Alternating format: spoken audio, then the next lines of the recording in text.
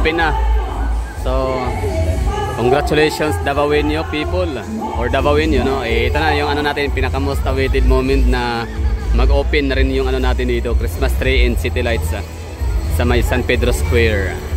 So nga pala, kung nagtataka kayo kung bakit wala tayong footage kaya Mayor Basti Duterte na statement, wala siya, no? Hindi siya nag-attend. Ibig ko sabihin hindi siya virtual. Hindi naman virtual, kumbaga yung kanyang statement meron naman pero pinarelay niya na lang, no? Kaya Vice Mayor Melchor Kitain. So ito yung ano natin dito. Di ba? Ganda na, no? So, happy holiday Davao City. So, yung ating 3D wall presentation, wala, no? Yan yung, yun dapat yung inaantay ko rin, eh, no? Yun talaga yung gusto kong makita, yung 3D wall presentation. So, wala, hindi siya presenta. Meron pang pa Santa Claus.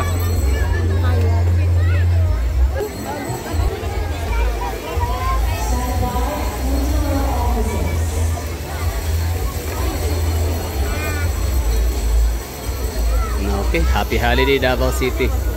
Happy holiday Davaoenyo people. Pasko Fiesta. So wala si Mayor Basti. So ang ano natin dito nakikita, isa na lang opening sa Christmas tree. Tsaka yung ano speech kanina na ginawa niya, no, Vice Mayor Melchor Kitain. So galing yun kay Mayor Basti Duterte. Okay lang yun, maintindihan ho natin. Siyempre ano sila ngayon, no, meron silang kinaharap na for their own security kasi nga napakainit na mga Duterte ngayon. Sabi nga nung ano, baka sabi nga nung vlogger na baka daw mangyayari or meron silang gagawing ano, Oplan, ano yun? Oplan Romanov na uubusin lahat ng mga Duterte family. So siyempre, so for the sake of their security, so kailangan nilang ano, okay lang naman na hindi sila presenta. Ito naman na talaga pinakamahalaga. Yan yung pinaka-inaabangan ng mga tao dito, yung Christmas tree.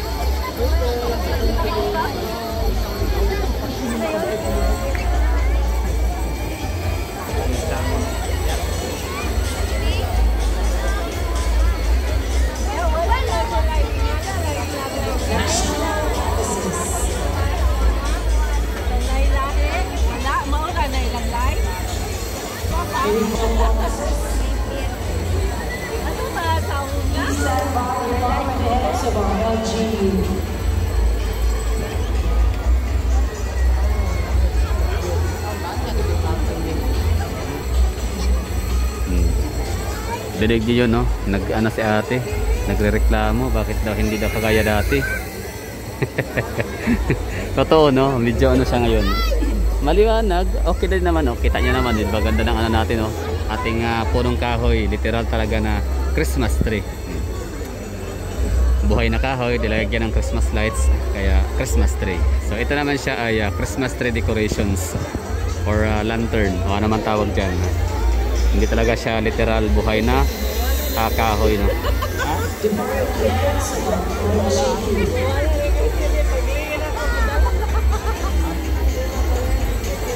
So nakatuwa din sa wakas, nakakita na rin tayo or nakita na rin natin tong ano natin dito, icon, no?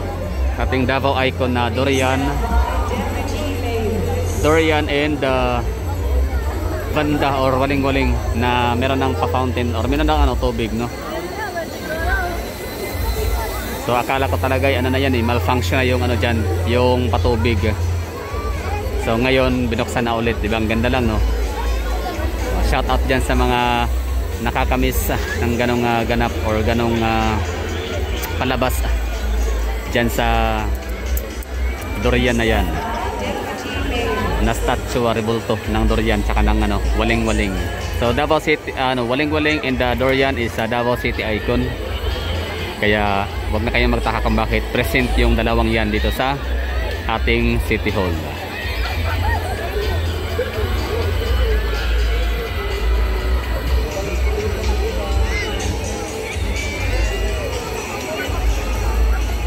So di ko alam kung anong gagawin itong mga nag-aala Santa Claus dito sa harap. Baka sasayaw sila, no? Baka meron silang ano, gagawing dance presentation.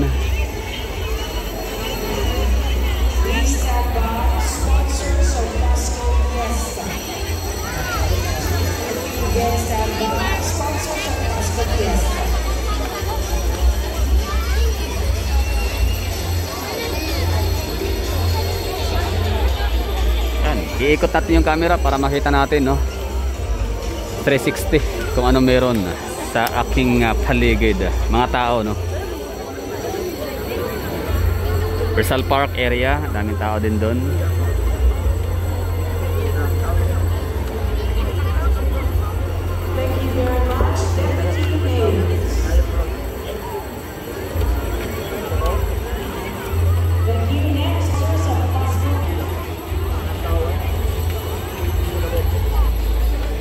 So tama yung sabi ni ate kanina, no, wala na yung dating mas makinang na Christmas lights dito sa City Hall.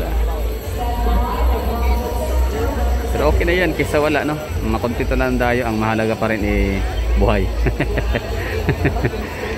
Still alive and kicking. Pero okay na yan, ang maganda talaga, ang mahalaga yan ay meron tayong Christmas tree, meron tayong Christmas lights dito sa ating City Hall of Davao.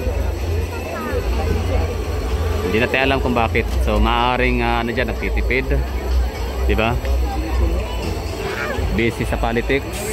Grabe yung gulo ng ano natin. Grabe yung gulo ng ano natin ngayon, politics, no? Bardagulan. Kung bardagulan. Kumbaga ang labanan ngayon is ano, Vice President Sara Duterte versus administration ni BBM. Kakampi niya dalawa lang, no? Si Bato tsaka si Bongo. Siyempre 32 million, no, na bumoto sa kanya.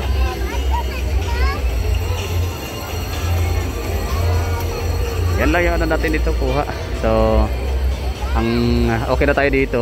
Okay na ako na na-share ko sa inyo, na-ihatid ko sa inyo yung ganap dito sa most awaited moment, no, ng karamihang Davaoenyo. Most awaited siya na opening. Hindi man siya ganun kagrandyoso kagaya nung sa Tagum City. Mahalaga meron, no? Hindi masyadong boring yung ano natin dito, City Hall ground or ating City Hall Drive or ating San Pedro Square, City Hall of Davao City. Kasi meron tayong Pasko Fiesta, stronger, brighter, happier together.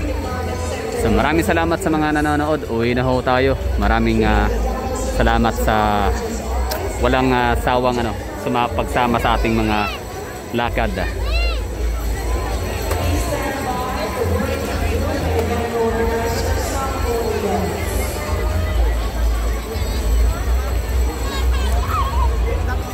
Kaya nga pala, tayo lang din naman ay ano, lalabas lang naman tayo sa area.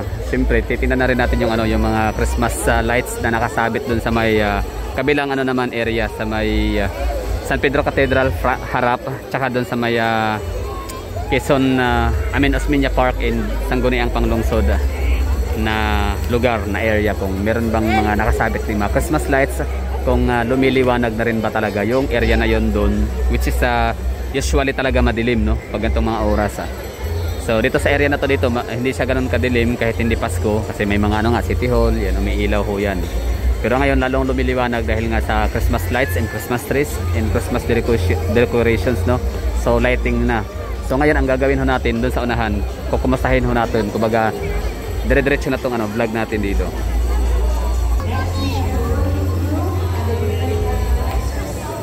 Hirap gumalaw, daming tao. Ikotin natin ito dito. Kasi hindi lang Christmas trees, hindi lang yan ang inilawan, maging ito rin dito. Yan. Okay, labas na tayo dito at puntahan natin yung ano, Sangguniang Panglungsod office or building, no.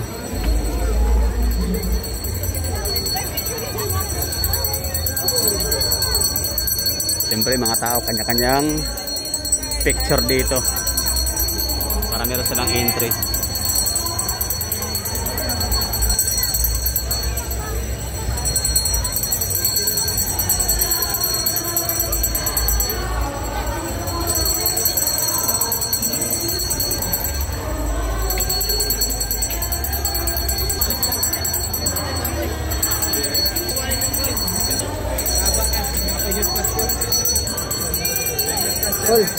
Kung napapansin po ninyo, every year, no, parang kanya-kanyang tema. Pabago-bago ang tema. Dati may mga Santa Claus, 'di ba? May mga moving Santa Claus. Merong Merong mga pasle, di ba? Basta maraming mga ganap every year. So bago-bago, no? Pinapalitan yung yung estilo ng decorations. Ito naman yung makikita ng inyong mga mata, ng inyong naked eye kapag kayo ay dadaan lang dito sa area ng San Pedro Street. Kunyari sakay lang kayo ng jeep. Gaya niyan sila ate, di ba? Nakatingin sila sa City Hall ground natin. So ganyan ho yung makikita ho ninyo. Yan. Yung mga punong kahoy, mayroong mga Christmas trees. I mean Christmas lights.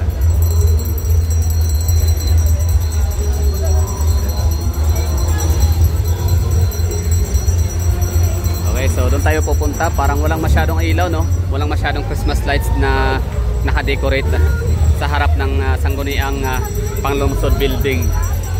Pero baka hindi lang tanaw, gawa nung nasa malayo tayo, kaya lapitan natin. So ito na, we are approaching sa may sangguniang panglungsod park. Diba? Wala tayo nakikita mga nakasabit na Christmas lights. So parang tayo ngayon, natitipid ang Davao City. Dati marami to dito meron tong dito, mga pailaw. Merong Christmas lights dito sana dito, pero wala ngayon hanggang lang, hanggang puno lang yung nakapulupot na Christmas lights. Pero sa mga branches, sa mga dahon, wala. Okay lang yan, kung nagtitipid lang din naman, di walang problema. Maganda nga, magarbo nga yung natin, yung ating ibig ko sabihin na kung purpose talaga ng Davao City na makatipid para hindi na tayo magkautang, di ba? Para zero debt, di ba? Napaka napaka-amazing, syudad. Napakalaking syudad. Pinakamalaking syudad sa buong Pilipinas in terms of land area. So ang daming mga dapat paggagastosan ng Davao. Kalsada, ilog, patubig, lahat ng facilities na mapapakinabangan or kailangan talaga ng isang syudad para mapakinabangan ng buong pamayanan. So napakalaking gastusin, but still hindi utang, or inuutang siya pero bayad na, nabayaran, di ba? So ngayon, sabihin nyo ngayon na kurakot ang mga Duterte, di ba? So kung kurakot ang mga Duterte, bakit walang utang ang Davao City? Bakit bayad, di ba? Bakit debt free? Bakit utang free ang Davao City? So ibig sabihin hindi sila nangungurakot. Nice one, di ba? So ito lang yung dito, mga pailaw. So wala tayong nakikitang mga hanging Christmas lights sa punong kahoy. Alam, mga nakapulupot na mga Christmas lights lang sa sa stem, o ano ba tawag dyan?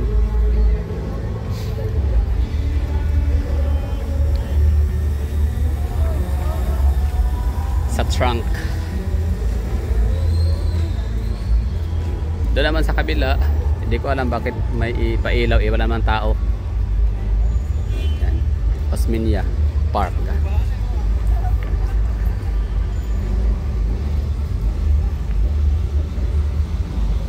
Pero yung mga ilaw nila naman na dyan is hindi naman talaga yan walang kinalaman sa Christmas, sa Pasko Fiesta. Kasi may Pasko o hindi, talagang present na yung yung pailaw nila dyan na existing na yan.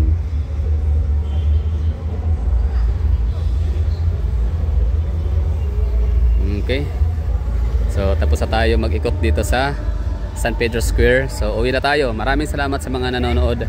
And of course pala ito, dagdag sa mga natin, mga main highway or mga main streets. Ito. So minsan ang mga nakasabit na mga Christmas lantern natin sa ating mga highway, kalye sa Davao, mga main roads ay yung dahon ng waling-waling, orchid petals.